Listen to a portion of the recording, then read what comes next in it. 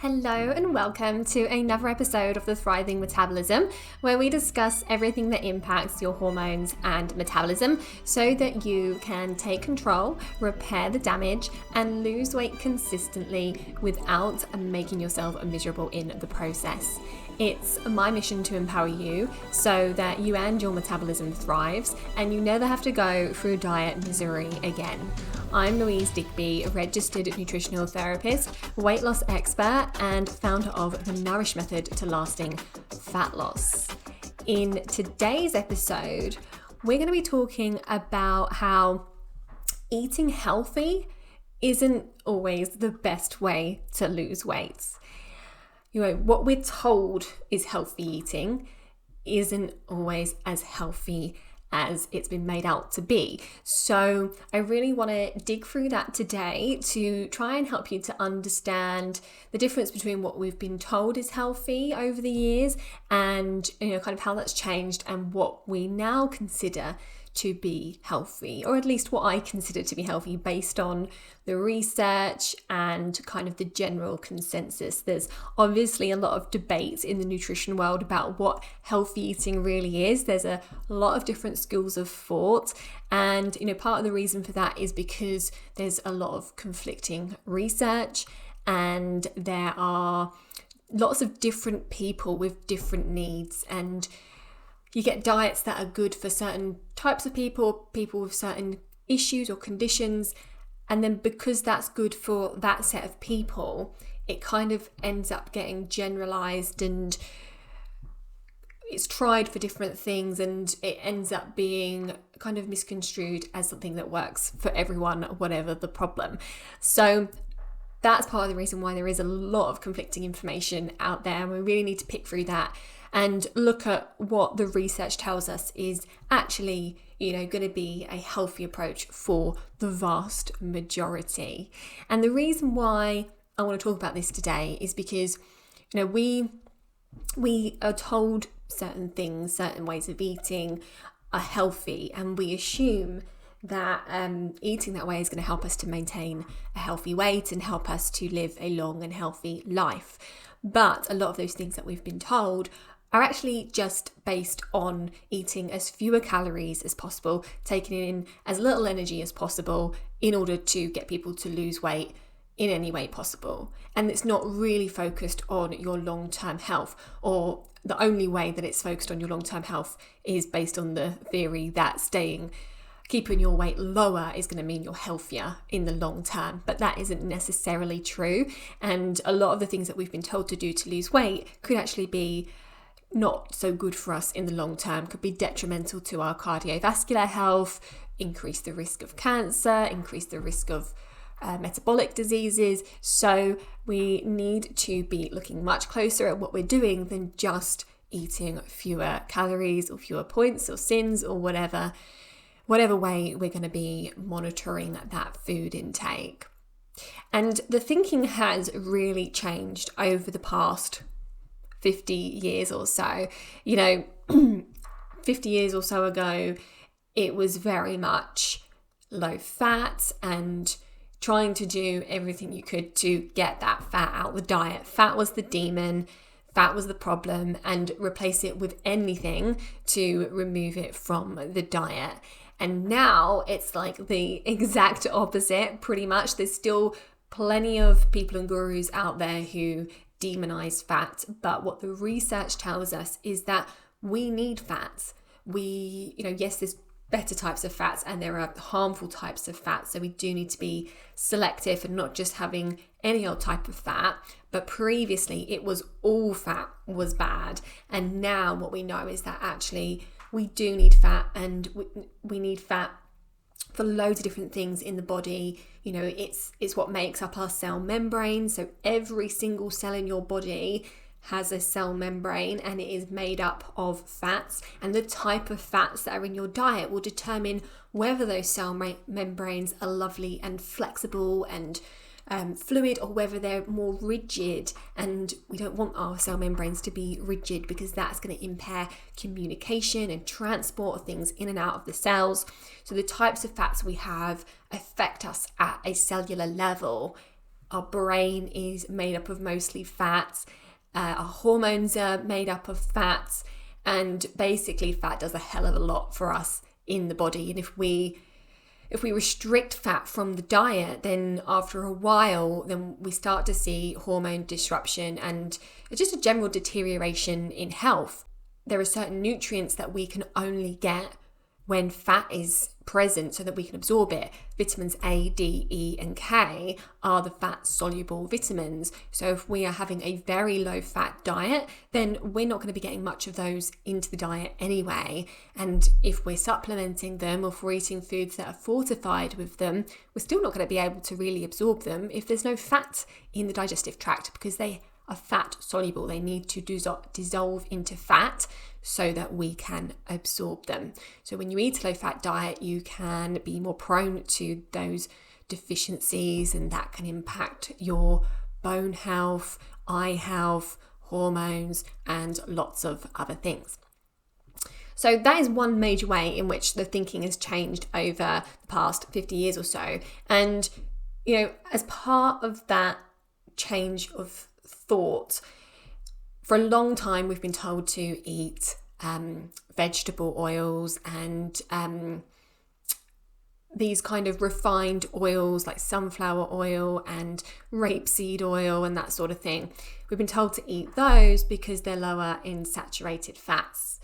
However, the problem with them that we now see is that they're quite high in omega-6, and for inflammation to be well regulated in your system, and for your immune system to function properly, for your cell membranes to function properly, for your hormone balance, and pretty much everything, we need to have a healthy balance of omega-3 to omega-6. So if we have not enough omega-3 and too much omega-6, that puts us into an inflammatory state. And that state, being in an inflammatory state, is one of the most harmful things to our bodies, because inflammation, when it's uncontrolled, is damaging to your system. So these vegetable oils and seed oils are really quite high in omega-6, and we're told to eat them because it's claimed that they're heart healthy because they're low in saturated fats. But actually, the inflammation that they cause in your system because of the amount of omega-6 in them is damaging to your arteries and your heart and your whole body. So what we've been told about the healthy oils to eat, including things like low-fat spreads and margarines, are actually not good for us at all. And we now know that saturated fats aren't quite as bad as we were told they were. We still don't want to be having, too much saturated fat from animals. There's lots of reasons for that, and it's partly because of the type of saturated fat, but also because of just the quality of the animal fat that most of us are coming into contact with. The animals have been often farmed, not very well exercised, exposed to pesticides and antibiotics, and all of that gets stored in their fat. So we don't really want to be having loads of animal fat for that reason. But other types of saturated fats have been shown to be really good for us, like medium chain triglycerides, and these are what we find in coconut oil. And there's lots of benefits that have been linked to coconut oil. So things like coconut oil are a type of saturated fat that we can include in the diet, and are great to cook with because they are stable at high temperatures. They don't get damaged or go rancid. And then monounsaturated fats, which are things like olive oil and avocado oil. These are great options, again, because they're quite resistant to high temperatures. They don't have much omega-6 in them at all. They're rich in monounsaturated fats, which really are heart healthy. Well, the journey with fat has been a wild one, really, and we've gone from being told that we should absolutely not eat any fat at all to being told that we should be prioritizing vegetable oils and seed oils and low-fat spreads. And now that information is still being pushed, but what the research tells us and what we see benefits from time and time again with the clients that we work with is that reducing down those seed oils and vegetable oils and replacing them with monounsaturated fatty acids and saturated fats in the form of coconut oil, avocado oil, olive oil, and those sorts of things are far, far better for us. So that's a big shift in what we've been told is healthy. And then I think the other really big shift that we've seen is that, again, 50 odd years ago, there was this push to have more grains in the diet. And this went hand in hand with trying to have less fat. If you're taking something out of the diet, you've got to replace it with something else. So the guidance was less fat, more grains, be basing your diet on grains. And you don't really see it now, but the food pyramid was, the biggest part of the pyramid at the bottom was grains. So we were told that should make up the vast majority of our diet. But now what the understanding is that actually those grains and starchy carbs should be a smaller part of the diet. And we still see on the Eat Well plate, we're still seeing quite a large chunk of it is dedicated to grains. So there still hasn't been enough movement. It's shifted slightly, but there's still a little bit too much emphasis on grains in the diet. And actually what we want to see is a bit less grains, a bit more fat, more veg.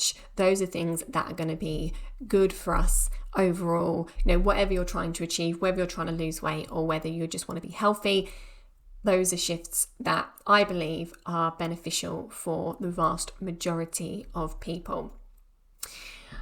One thing that I noticed when I was doing a little bit of research for this episode was that on the current Eat Well plate, they are still recommending low-fat dairy. And that's controversial because partly the low-fat part of that is that most low-fat dairy is high in sugar, particularly yogurts, because when you take out the fat, you kind of got to replace it with something. So often it's replaced with sugar, often it's replaced with extra ingredients to improve the texture, emulsifiers or various other things. So we go from this really wholesome product that's just fermented milk to quite a processed product in order to make it low fat. So that's one reason why switching to low-fat dairy is not recommended in my experience. But even having dairy on the Eat Well plate at all is controversial because dairy is not something that we need. We don't need dairy to be healthy. And I'm pretty sure actually other countries like Canada have removed dairy from the Eat Well plate. Dairy is something that baby cows and baby goats need to grow big and strong. And humans are not designed to eat dairy past, the first couple of years. We can see evidence of that because the vast majority of adults, or a huge proportion of adults, have lactose intolerance or dairy sensitivity, or find it very difficult to tolerate dairy.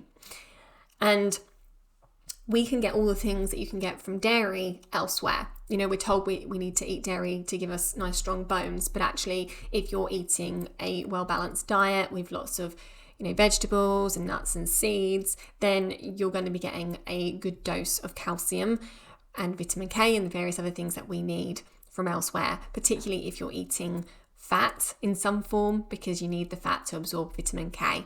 So we don't need dairy to be building strong bones so long as we have a balanced diet. And the other thing that I noticed about the Eat Well plate was that there's a real lack of protein on there. There's just like a sliver of the Eat Well plate that recommends lean protein, and that includes salmon and chicken and beans and pulses, but it's such a small proportion of the plate. And there's been such an emphasis in the research on protein for goodness knows how long. And it's just shocking to me that this Eat Well plate is still so far off of balance for what it needs to be for the vast majority of the population to actually be healthy and thriving. So those are kind of like the main concerns about what we've been told about eating healthy. So I thought this would be a good time to debunk some myths, because we've got a load of myths that have come from this very flawed government guidelines. And actually, one thing that I just want to mention is where all of this has come from. And many years ago, there was this massive study that looked at what people ate all over the world. And it was looking at correlations between what people ate and the rate of heart disease. I think it was mainly heart disease they were looking at, but I think they looked at some other things as well. And then they, basically took those correlations from the types of foods that were eaten and then turned that into guidance for the rest of the world. But what came to light many years later was that the researchers had cherry-picked the information, and they didn't include all of the countries that they looked at. They basically took out the information that contradicted what they were expecting to see. And when it's all been reanalyzed and they've re-included all the stuff that was omitted, what they've seen is that actually that correlation between fat and heart disease is non-existent. So that research that informed that whole anti-fat pro-grain movement has been completely debunked. And there's some really interesting findings from that research, because when you look at people like populations like the French, they have a lot of fat in their diet. They have a lot of cheese. They also have a lot of wine, I believe, and they have one of the lowest rates of heart disease. And that was one of the really conflicting pieces of information from that study, which was omitted from the original research, I believe. So, it's not as clear as just looking at that original research and saying, oh, there was a correlation in some countries. So that has all been debunked, and that's why there has been, over the past few decades, this movement of trying to shift back towards having more fat in the diet. But unfortunately, government guidelines are always mega slow to catch up with what the research is saying. And also there is an agenda to get people eating less meat and be environmentally conscious, which is great, and it needs to happen. We need to be environmentally conscious, but it is at the expense of your health in some cases. Some of the things that are recommended to be more environmentally conscious aren't so good for us health-wise. So that's why the government guidelines are still not where they should be in terms of what is best for someone as an individual. So anyway, back to debunking some myths. And you've probably heard some of these things already, because I've been talking about it for a long time now, but it might just be a good reminder for you. So first one, cholesterol. We've been told that cholesterol is bad. We've been told that if we have high cholesterol, or if we need to be careful because we've got high cholesterol in the family, then we shouldn't be eating eggs, we shouldn't be eating prawns, we shouldn't be eating foods that are high in cholesterol.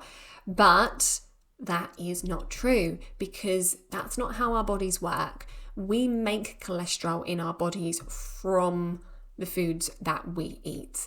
So if we need more cholesterol, we make it. If we have too much cholesterol, we don't absorb it from our digestive tract. If we don't have enough cholesterol, we can absorb some of it from the digestive tract, but otherwise we don't. We just pass it through. So having cholesterol in your diet is not going to cause high cholesterol in your system. High cholesterol is a symptom of underlying imbalance, and we make cholesterol from as a result of having high blood sugars and inflammation and various other imbalances in the body. It has nothing to do with how much cholesterol you are eating. So you do not need to avoid high cholesterol foods if you're worried about your cholesterol. The next one is about fat being bad. We've already talked about that quite a lot, so we'll skip over that one. And we've also already mentioned about meat. And I just want to say a little bit more about that one, because we're told, that we need to be eating less meat, that too much red meat can increase the risk of bowel cancer and various other things around eating too much meat. But all the research that shows that meat is bad for us it doesn't differentiate between the quality of the meat. And there's basically a scale, and at the bottom of the scale you've got processed meat, which is really bad for us because of the damage to the fats in the meat, everything else that's in the meat, the quality of the meat. So that's of course bad for us. We want to keep it to the bare minimum in the diet. Then we've got your bog standard, what you might get from the supermarket, chicken, beef, unprocessed, but not great quality because it's farmed, because the animals themselves aren't particularly healthy in that they're not well exercised, they're not eating their natural diet, they're fed on a high grain diet, and that's not great because it makes the animal itself high in omega-6. So we were talking about why omega-6s aren't good for us, and when you get an animal that is not fed its natural diet and doesn't get exercised and doesn't get much daylight, then its nutritional value decreases. It's got fewer vitamins and minerals in its system, and it is higher in inflammatory compounds. It's going to be exposed to pesticides and antibiotics, which we will get exposed to as well when we eat that animal. So your bog standard supermarket meat isn't great quality. It's better than processed, but it's got limited health benefits aside from the protein.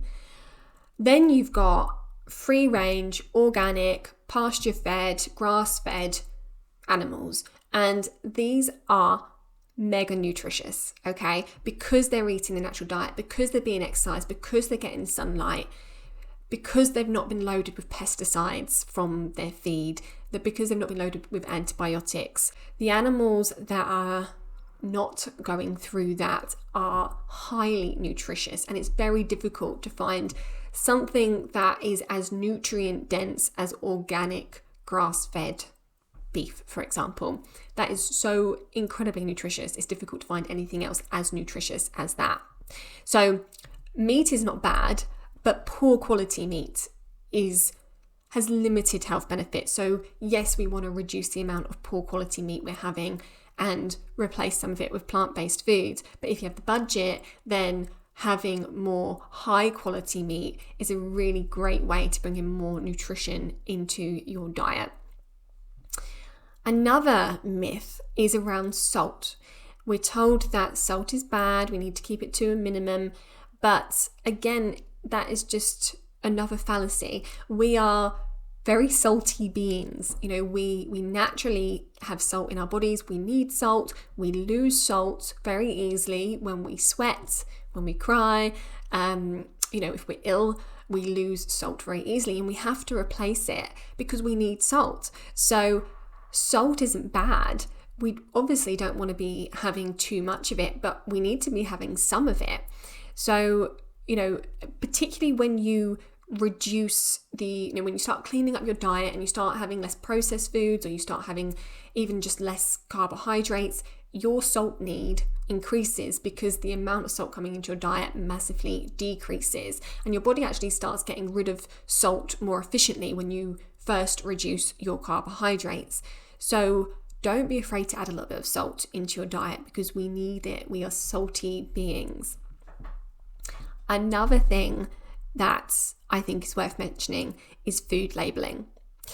The traffic light system that we have on foods in the UK to help us to determine whether it's a good food or a bad food is just shocking. It is such a bad way of assessing whether this food is good for you because it focuses on calories, it focuses on fats, too many calories, too much fat, red light. And what it doesn't acknowledge is that there are beneficial fats. So, something like oily fish, high in fat, olives, high in fat, avocado, high in fat, really, really good for us. But, okay, the avocado doesn't have any labels on, so it doesn't have a traffic light system. But, oily fish, big fat, red light to say nope, not good for you, high in fat, when actually it is good for you because it's high in omega-3s. And there would probably also be a red light on oily fish for salt, even though it's naturally salty, there's no added salt.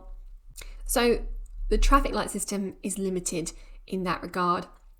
And then when you look at the labels on the back of the food that tells you the nutrient information, it's very easy to just look at the calories and look at the fats and see, whether it exceeds the recommended daily intake or what percentage of your recommended daily intake it is. And again, that is not the way to assess whether you're eating healthy or not. It could be a highly nutritious food that maybe is also high in calories, but that is so much better than eating something that is low calorie and low nutritional value. So we need to start ignoring the calories, ignoring the fat, and start looking at the nutrient density of the food. How much protein is it giving us? Is it high in sugar? What are the benefits of that food? You're not going to see on the food label kind of what the natural nutrient levels are, but generally, if it's fresh and if it's a whole food, it's probably going to be nutrient dense compared to something that is processed and packaged with a long ingredients list. Now, the main takeaway that I think we need to have here is that just because you're losing weight doesn't mean that you're following a healthy diet or that you're making yourself healthier. It is very possible to lose weight and you might feel better initially, but actually be doing long-term harm to your body. I have a lot of women who come to work with me who have done diets and are worse off for it because their cholesterol's higher, their blood pressure's higher, their blood sugars are higher, they are struggling with their hormones, they've developed rosacea or eczema or acne, their hair's falling out, their nails are brittle, their skin is dry and flaky. All of these things are signs that you are nutrient deficient or there are underlying imbalances. And if these are things that start to happen, even though you're losing weight, then you're probably not eating healthy. You're just eating less. So that's the key takeaway. You should be feeling really good if you are losing weight. But if you're seeing some of these signs that maybe your body isn't doing so well, then you probably need to be looking at what you're doing and adjusting it to make it more nutrient dense. So focus on whole, unprocessed foods. Don't worry about the fat. Don't worry about the cholesterol. Focus on quality. Okay, now it's time for my favorite fact from the past week. And this one is all about kombucha. So a study found that people with type 2 diabetes had statistically significant lowered blood sugar levels as a result of drinking kombucha daily. So kombucha is a fermented tea drink and it's quite popular now. You'll see it in most supermarkets and pretty much all health food shops. And it is fermented, so that means that there's bacteria in there, beneficial bacteria, much like milk becomes yogurt. Well, tea becomes kombucha, and it's all done via bacteria. And it's the bacteria in this tea that is thought to be what is lowering the blood sugars, because your gut bacteria has a huge impact on your blood sugars and your overall health and well-being. And this is really helpful to know, because whether you have type 2 diabetes or not, we want nice low blood sugars or healthy blood sugars. That is important for getting you into fat burning mode. So introducing some kombucha or potentially other fermented foods into your routine may be a really nice way to boost your progress. This study was only on 12 people, so it's a really small sample size, but it's a feasibility study. So that means that they just did it to kind of see whether it was worth doing more research. So they are going to do more research, I think. So yeah, an easy way to boost your health and weight loss journey by simply adding in some kombucha. Thank you so much for joining me today. If you'd like to talk to me about anything that I've discussed in this episode, you can reach me on Facebook and Instagram by searching at Louise Digby Nutrition. If you'd like to have your question answered on the podcast, you can reach me by emailing Louise at louisedigbynutrition.com. And if you're enjoying this podcast, make sure that you hit subscribe, leave a review, and I'll see you next time. Bye.